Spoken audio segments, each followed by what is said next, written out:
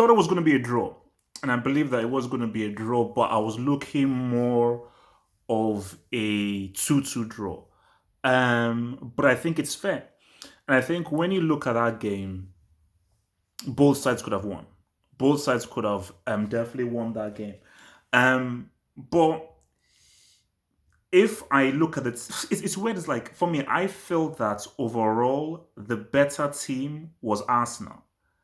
That's what I feel. I feel like if the better team was Arsenal, I'm gonna just check something on my Twitter feed. Um, so yeah, I for me, sorry, I felt that the better team, the team that played better were Arsenal. You know, because just the way in which that it looks, and I just let's just check something. That's why because I put out because I was checking my Twitter feed. I want to know whether Martinelli was brought off because he was injured. It was a tactical decision. If he was injured or something, fine. It was a tactical decision. That's madness because I'm sorry. I hold my hands up. William may be one of the things that have gotten the most wrong. He has to go down as one of the most useless transfers in history. One of the most. I don't think I've ever seen a game of William in an Arsenal jersey where he's actually done anything. I don't think he's done anything, which is crazy. But you could see what Arsenal were doing, and I think that, like for me, Arsenal look better. Okay, no, look at this. How can I put it like this? Aubameyang is very important. You needed the goal scoring, and I think that Lacazette doesn't have the kind of movement, goal scoring movement that he has. Hence why Lacazette as a lone striker doesn't work, but he works if you just give him the ball to fit and he can create a situation. But the thing is, when you now remove Aubameyang from that left flank, because Aubameyang on that left flank, you know what he's going to do because as a player on the ball, he's quite limited. But I just think that with the combination of Smith-Rowe, of Martinelli, and so forth, there is just much more fluidity and much more variety in how they attack as opposed to if you were to put an Aubameyang in there. And I just think that the way Arsenal moved the ball around looked good. Hence why when Odegaard comes into this thing, because I didn't know he moved, because I thought that it had been talked about, but I think I might have just lost the news. I didn't know Homeboy moved. If I put Odegaard in that position and you now play him in the number 10 position, and you now maybe combining with a Smith-Rowe, combining with a Saka, I think Arsenal in the final third could look very interesting. So I don't know whether you're going to put Odegaard in that number 10 or you put him in the double pivot either with Partey or with Xhaka. Because I think with Xhaka and Partey, they're good, but I don't think they have the on-the-ball mechanics that Odegaard has. But for United, you know what homeboys were trying to do? Because I think for United, they were like, which is what I said in my preview, keep it compact, don't give too much away, try not to concede, and just pick them away. And even if I felt that Arsenal played the better football, United tactically were in the game and they had amazing chances. You look at that chance in the first half to Rashford, and it was difficult because when the ball came to him, you have to think very quickly because he had a very great skill to get rid of the defender, but because it was so close to him, he didn't have enough space to really create a situation to get a shot. So it's easy to say, probably should have done better, but it was too close to the keeper. But Cavani had chances, Martial had chances. There's so many opportunities that they had. It was like boom. But again, for Martial, as I said again, like he had a chance here and there, but I just don't know what has happened to the dude. The dude I saw from Monaco, as the Blues as I saw now, just is not really the same guy. Um, but you say to yourself, okay, what could United have done differently? I think for United, being the team playing away from home, the shocking loss to Sheffield United, I think United did what they had to. I think it was the right game. You know, they didn't give too much away from Arsenal. They didn't get too exposed in the transition.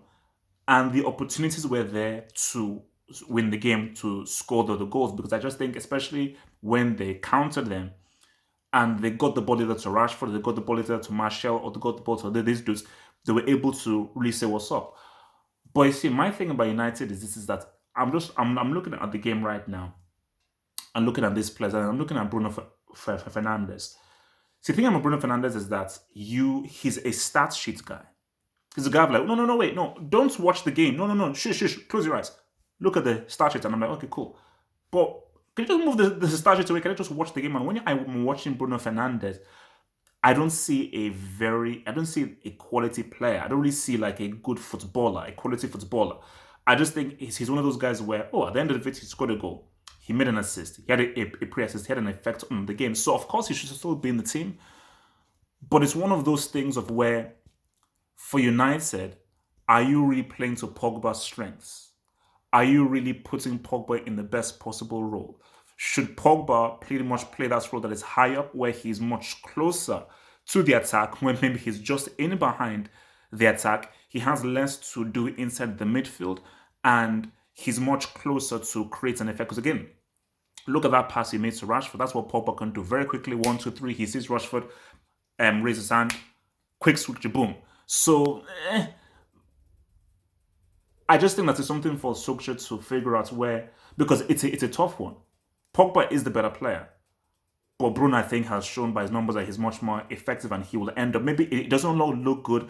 It's not easy in the eye, but he will end up getting that um, key assist or so forth. So, but I think for United, they attacked an approach to this. It's worked well. Looking at Arsenal, I would have liked to see Odegaard brought on earlier. But I get it. You don't know how fit he is. You don't know about his match fitness. So maybe like the 50 minutes is fine. But already when he came on, you can already see how good he's on the ball and how comfortable he's on the ball. And I think what Arsenal don't have is a um, gifted central midfielder on the ball. Partey and what's it called? Partey and Xhaka, they are they're like the cement.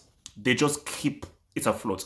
But now you now need the flair. Now you now need the silk. And now you need somebody that can make a creative pass, that can carry the ball, that can beat a man, I can make and can play an intelligence ball. And I think maybe that is what Odegaard can bring. And for a guy who's been touted up so much, who he did his thing with so did that and so much, but I think in the Premier League where there are now more eyeballs on this, I think this is great for him. And I think this is great for him to be in this team to be able to do something. But I just want to, yeah, just with the Arsenal thing, I just want to know that did Martinelli have an injury? Because Arsenal looked good in that first half. I think that they looked good. They moved the ball well, and Smith-Rowe. I'm liking the look of Smith-Rowe because I like the way just the way we always need that midfielder who can carry the ball from midfield. You know, you have your guys who are stationary and so forth, which is of course Jack and Partey. Then you need the guy who'll be like, all right, cool. You guys stay there. I'm now going to carry the ball from midfield, and I'm now going to be the guy that connects the midfield to the attack. And I think he does that very well. And I think with each and every game, he's growing much more and more confidence. And I think he's really finding his very well-defined role in this team. And I think for Arsenal, you could see that they were missing a striker. And I think that they didn't really play because you have to go small. If you're playing a Lacazette who isn't an in the box player, he's not a target man, he's not a near post guy, he's really a much more football, he's more a support striker. Him being played as a lone striker is it's difficult. Hence why for Arsenal, whenever like United loaded up the defense and they were very well positioned, they were not because for what United wanted to do and they did well is okay, Arsenal now you now have to cross the ball. But what Arsenal wanted to do and had to do is we have to now pretty much go through the middle or keep the ball on the ground and play quick one-two passes and maybe create a situation for a wide man to now do like a cutback. But I think United, look, give Ollie his props. He knows how to set his team up very well there defensively. I think the issue with United is a team that they're supposed to beat, they will struggle. A team that they're not supposed to beat, or a team that is like a much more of a big game, boom. He's a big game merchant. Always a big game merchant, man. But yeah, I think 0-0 is a fair result for both sides. I think that United just needed to get something. But I'll keep it real with you. I think with this result at 0-0, I think it's no, Premier League can still be got. I'm not ready to call it as I will going to call the La Liga. But with how the results are now falling now, it's the road and course is very clear for Man City just to pretty much make this Premier League clean sailing, man. But interesting game though. But I think yeah, I mean very impressed with Smith-Rowe, and I'm looking forward to see what Odegaard does. And maybe United fans tell me, is Pogba being played in the right role? I don't know. Is Pogba really played in the right role? And do Pogba and Bruno, do they maybe cancel each other out? I don't know. I'm just watching it and I'm not saying, I don't know, something that just doesn't figure out. Like that vid, subscribe. One.